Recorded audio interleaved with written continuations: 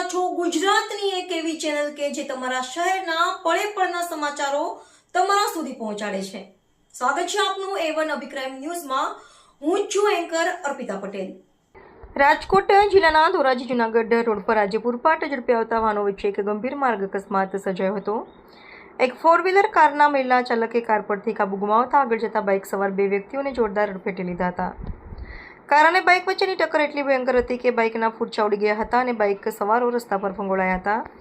આ ગંભીર અકસ્માતમાં બાઇક પર સવાર નયનભાઈ રાઠોડ અને નિલેશ પરબતભાઈ પરમારને માથા અને શરીરના અન્ય ભાગોમાં ભારે ઇજાઓ પહોંચી હતી। અકસ્માત સર્જાતા જ આસપાસના સ્થાનિક લોકોના ટોળેટોળા ઘટના સ્થળે ઉમટી પડ્યા હતા અને તાત્કાલિક બચાવ કામગીરી હાથ ધરી હતી।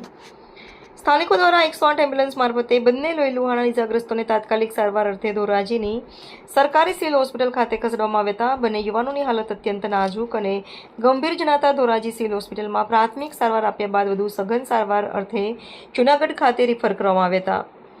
અકસ્માતના પગલે રોડ પર લોકોના ટોળા એકઠા થતા થોડા સમય માટે ટ્રાફિક જામના દ્રશ્યો સર્જાયા હતા। બનાવની જાણ થતાં જ પોલીસ કાફલો તાત્કાલિક ઘટના સ્થળે દોડી ગયો હતો અને ટ્રાફિક ક્લિયર કરાવી વાહન વ્યવહાર પૂર્વવત કરાવ્યો હતો। પોલીસે અકસ્માત સર્જનાર મહિલા કાર ચાલક વિરુદ્ધ ગુનો નોંધવા સહિતની આગળની કાયદેસરની તપાસનો ધમધમાટ શરૂ કર્યો। રિપોર્ટર ફિરોજ જુણેજા, ધોરાજી।